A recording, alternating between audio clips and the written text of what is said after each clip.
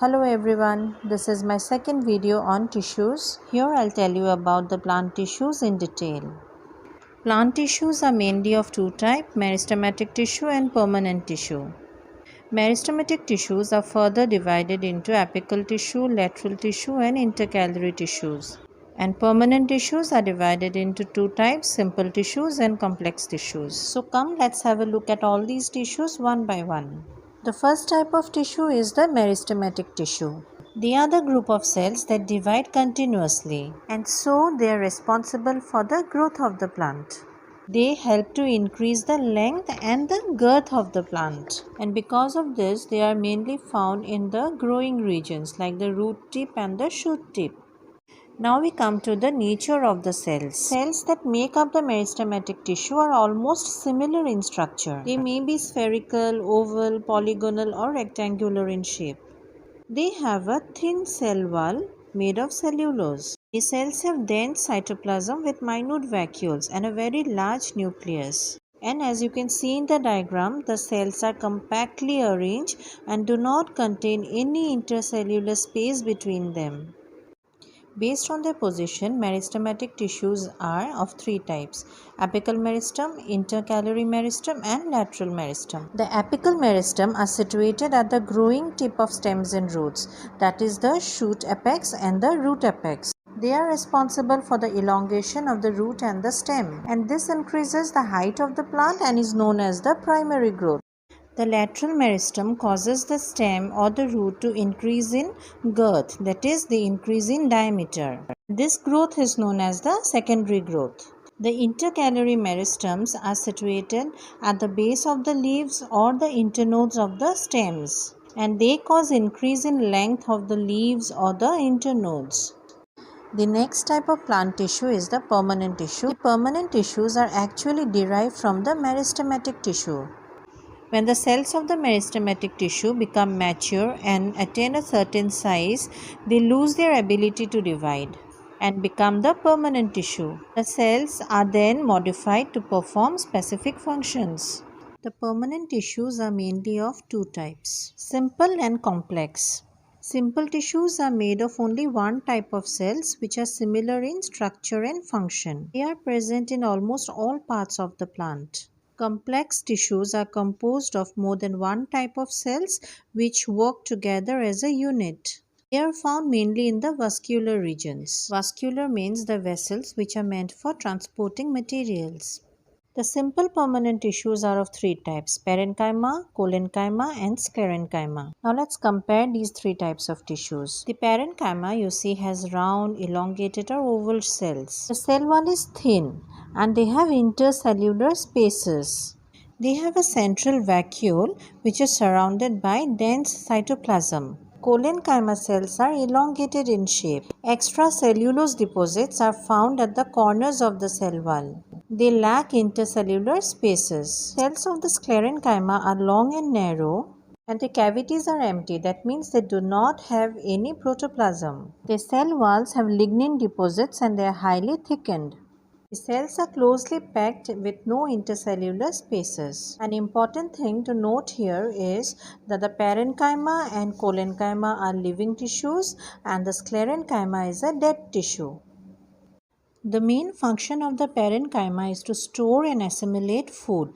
Hence, they are also known as the food storage tissues. If chloroplast is present in the parenchyma tissue, they are known as chlorenchyma and they perform photosynthesis. The parenchyma also serves as a packing tissue. It fills the spaces between other tissues. You have seen the aquatic plants like hydrilla, water hyacinth floating on the surface of water.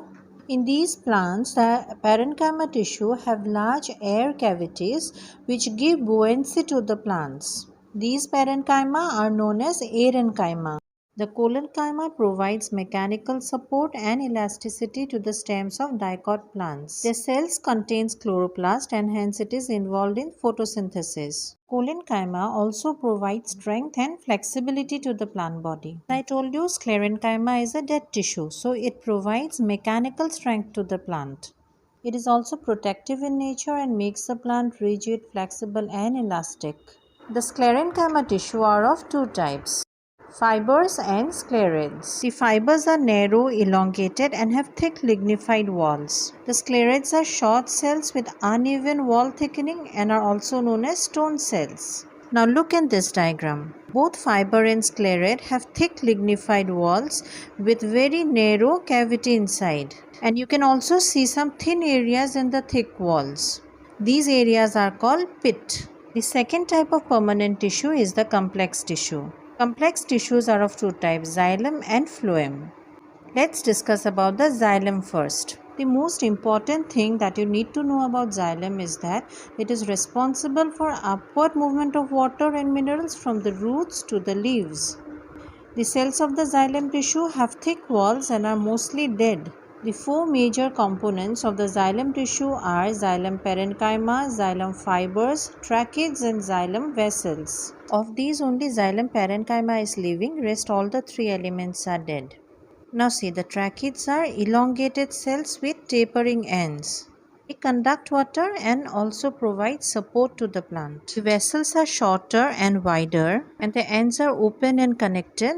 They form a kind of water pipe to transport water from the roots to the leaves. The xylem parenchyma stores food and the xylem fibers give support. Now we come to the phloem. Like xylem, phloem also has tubes, but they do not provide any mechanical support. The phloem allows two-way transport of materials, and its main function is to transport food material from leaves to the storage organs and from the storage organs to the growing parts. Phloem is composed of four elements: sieve tubes, companion cells, phloem parenchyma and phloem fibers. In phloem, only phloem fibers are dead, rest all the three elements are living. The sieve tubes are narrow and tube-like. Their cells are placed end to end and see how their end walls are perforated with pores. These are known as sieve plates. Sieve tube is the main element that transport food. The companion cells are thin-walled and are associated with the sieve tube. They provide energy to the sieve tubes. Phloem parenchyma are thin-walled living cells and they mainly store food. They also help in lateral conduction of the food. Phloem fibers are the only thick-walled dead cell and they give mechanical support to the phloem tissue. Now we come to two more types of tissues which are protective in nature. First is the epidermis, which is present as the outermost layer in the plant body. The epidermis is a one-cell thick layer. It is covered by the cuticle, which is a waterproof layer made of a waxy substance called cutin. This cutin is secreted by the epidermal cells itself. The epidermal cells are elongated and flattened and they do not have any intercellular space. At some places of the epidermis, there are some minute pores which are called stomata. Now look here, the stomata are guarded by two kidney-shaped cells which are known as guard cells. The guard cells are the only epidermal cells that contain chloroplast. Next protective tissue is the cork. As the plants grow older, the epidermis of the stem is replaced by a secondary meristem which is called the cork cambium. The cork cambium gives off new cells on both sides. As it forms the cork, which is also known as phallum, on the outer side and the secondary cortex, also known as phalloderm, on the inner side. As the plant ages, the cork, that is the bark of the trees, becomes several layers thick. The walls of the cork cells are thickened with a deposit called suberin, which makes the cells impermeable to water and gases. Hence, the cork cells are dead cells. So, this was all about the different kinds of tissues found in plants. I'll discuss about animal tissues in my next video. To stay updated, subscribe to my channel and also like and share this video.